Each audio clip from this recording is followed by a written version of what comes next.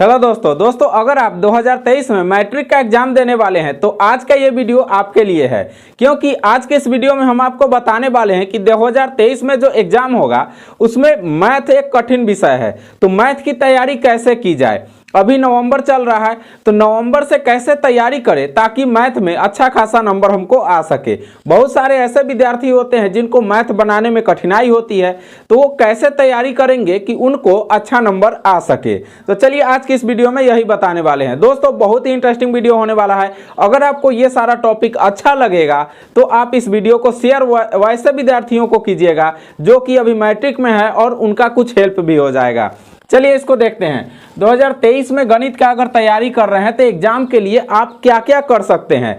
सबसे पहले इस वीडियो को देखना जब आप शुरू कर रहे हैं तो अपने दिमाग से ये चीज निकाल दीजिएगा कि आप कितना अभी तक पढ़ चुके हैं, क्योंकि ये वीडियो वैसे विद्यार्थी देखेंगे जिनका मैथ थोड़ा कमजोर होगा, और जिनका ठीक ठाक है वो भी देख सकते हैं, लेकिन अधिकतर ऐसे विद्यार्थी देखेंगे जिनका मैथ कमजोर होगा।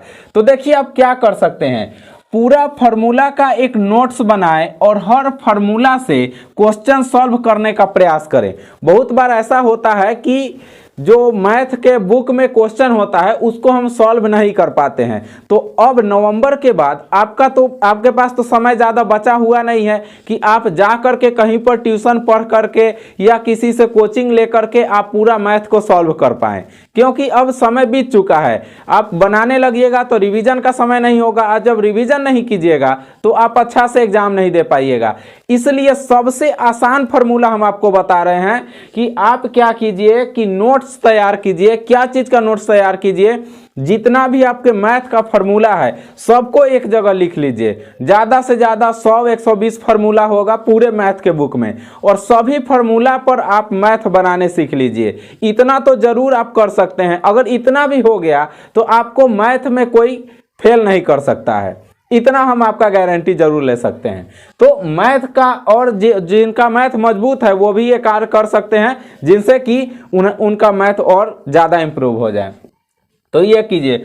दूसरा है कि सॉल्व किए हुए क्वेश्चन को कई बार सॉल्व करना है। दोस्तों आपको हम एक तरीका बताते हैं, यह रामबाण उपाय है किसी भी मैथ को अच्छा तरीका से समझने का और उसको याद रखने का। आप कोई भी क्वेश्चन लीजिए, जो क्वेश्चन आपको हल्का भी लगता है या जो क्वेश्चन आपको हार्ड लगता है, दोनों क्वेश्चन को आप क्या कीजिए, अगर कोई हल्का क्वेश्चन भी बनाए उसको भी 4 बार बनाइए, और भास्ट क्वेश्चन जो है उसको भी 4 बार बनाइए। यानी कि एक पन्ना में इस तरह से प्लस का चिन्ह बनाइए, 4 खंड में बट जाएगा, और वही क्वेश्चन को 4 बार सॉल्व कीजिए। ऐसा करने से आपके वह सबकॉन्शियस माइंड में फिट हो जाएगा, उसको बार बार आप भुला नहीं पाइएगा। तो ये बहुत ही इंपॉर्टेंट पॉइंट है और हम एक्सपीरियंस के बदौलत आपको बता रहे हैं।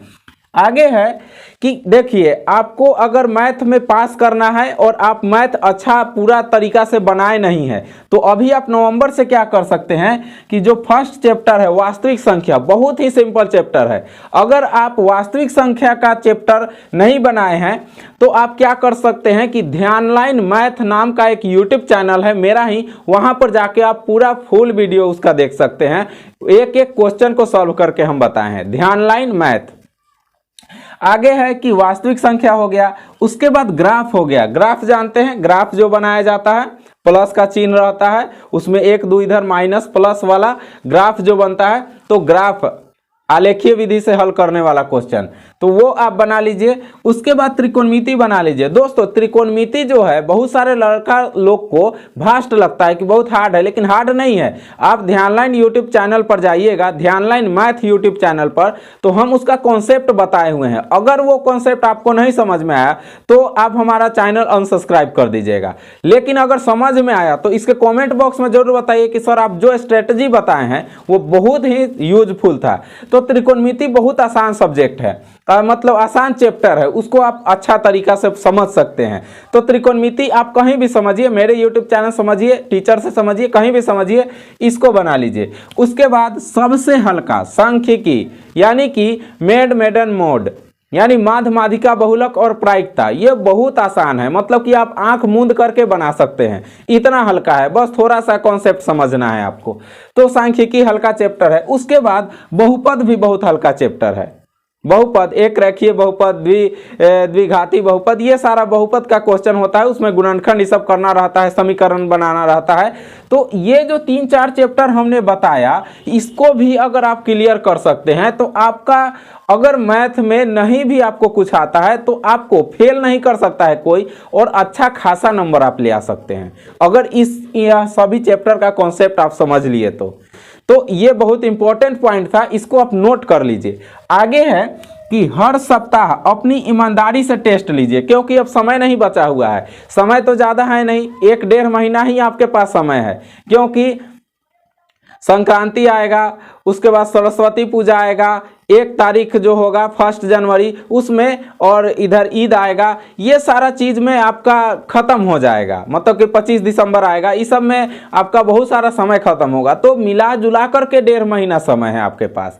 3 महीना में से एकदम आधा छाटिए, 1.5 महीना में आपको क्या तैयारी करना है, आप अपने स्ट्रेटजी बनाइए। और हर सप्ताह जो भी आप पढ़ रहे हैं, कोई भी क्वेश्चन याद करें, कोई भी मैथ बना रहे हैं, उसके लिए आप क्या कीजिए कि रेगुलर टेस्ट लीजिए, हर सप्ताह टेस्ट लीजिए अपने आप से, और ईमानदारी से नंबर दीजिए कि अगर कोई टीचर इसमें 5 नंबर देने वाला है, हम 4 नंबर देंगे, उसके हिसाब से आप इसका टेस्ट लीजिए, बहुत मजबूत हो जाएगा मैथ आपका।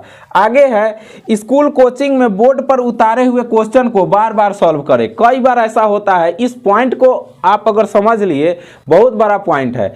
जैसे क्या होता है, कई विद्यार्थी ऐसे होते हैं जिनको मैथ समझ में नहीं आता, लेकिन वे एक अच्छा काम जरूर करते हैं। बेंच पर सबसे लास्ट में बैठने वाला विद्यार्थी भी यह काम करता है कि कम से कम उसको पढ़ाई का उम्मीद रहता है, तो वह बोर्ड पर जो क्वेश्चन सॉल्व किया जा रहा है टीचर के द्वारा, वह अपने किताब नोटबुक में उतार लेता है। तो जब आप उस चीज़ को उतारते हैं, भले आपको समझ में नहीं आए, लेकिन घर पर जाइए, उसको समझने का कोशिश कीजिए। और नहीं भी समझ में आ रहा है तो वो 4 भाग में बांट करके बनाने वाला जो तरीका आपको बताए हैं कि एक कॉपी में प्लस का निशान बनाइए पूरा पूरा, और 4 भाग कॉपी का हो जाएगा, और 4 बार उस हिसाब को सॉल्व कीजिए। बार बार जब बोर्ड पर से उतारे हुए क्वेश्चन को सॉल्व कीजिएगा, आपको 50-60% समझ में आएगा। तो ये बहुत इंपॉर्टेंट है।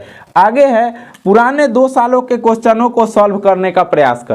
यानी कि जो जैसे अभी 2022-23 में आप एग्जाम दीजिएगा, तो 2022 में कैसा क्वेश्चन पूछा गया, 2021 में कैसा पूछा गया, 2020 में कैसा पूछा गया, वो क्वेश्चन आपको ऑनलाइन कहीं से भी उपलब्ध हो सकता है। ऑनलाइन PDF डाउनलोड कर सकते हैं, नहीं तो मार्केट में जा करके पिछले साल का क्वेश्चन को आप खरीद सकते हैं। तो वैसे क्वेश्चन को खरीदिए और बनाने का कोशिश कीजिए। जब बार बार आप पिछले साल का क्वेश्चन को बनाइएगा, आपको अपने आप से फीलिंग आ जाएगा कि हम इतना क्वेश्चन को बना सकते हैं। देखिए, जो क्वेश्चन सेट करता है मैथ का, जो भी लोग करते होंगे सेट, वह ऐसा नहीं कि बहुत हार्ड कर देते हैं, वह कम से कम इतना तो जरूर करते होंगे कि जो विद्यार्थी कम भी पढ़ा होगा वह अच्छा से मैथ को निकाल पाए। ये स्ट्रेटजी रहती है उनकी, और मेरा एक्सपीरियंस भी यह बताता है। आप कोई सा भी क्वेश्चन हमको लाइए, उसमें हम 50 नंबर का ऐसा क्वेश्चन आपको बता देंगे जो विद्यार्थी कम पढ़ा लिखा भी होगा, मतलब कि कम मैथ बनाया, वो भी सॉल्व कर सकता है। बस उसको समझने का देरी है,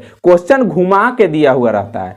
तो 10th में अगर मैथ आपका कमजोर है या मैथ में आप अच्छा स्कोर करना चाहते हैं, तो ये 4-5 पॉइंट को आप अच्छा से अपने जीवन में उतारिए, और 1-1.5 महीना में आप अच्छा से तैयारी कीजिए।